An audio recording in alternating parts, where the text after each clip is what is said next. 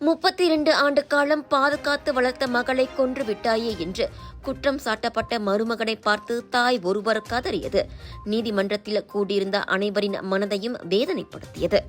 எனது மகளை கண்ணும் கருத்துமாக வளர்த்து வந்தேன், அவரை கொல்வதற்கு எப்படி மனது வந்தது என ரோசிதா ரட்ஜுவான் தனது மருமகன் ஐரில் அன்னாஸ் அப்துல்லாவை நோக்கி கண்ணீர் மல்க கேள்வி எழுப்பினார். விவாகரத்து கோரிய தனது மனைவியை கடந்த மாதம் கொலை செய்ததாக 37 வயதுடைய ஐரில் மீது பத்துகாஜா மேஜிஸ்ட்ரேட் நீதிமன்றத்தில் குற்றம் சாட்டப்பட்டது. மேஜிஸ்ட்ரேட் அஸ்லின் ஜேத்தி முன்னிலையில் மொழிபெயர்ப்பாளர் குற்றச்சாட்டை வாசித்த போது அதனை புரிந்து கொண்டதற்கு அடையாளமாக ஐரில் தலையசைத்துள்ளார். கொலை குற்றச்சாட்டு உயர் நீதிமன்றத்திற்கு உட்பட்டதாக இருப்பதால் அந்நபரிடமிருந்து வாக்குமூலம் எதுவும் பதிவு செய்யப்படவில்லை.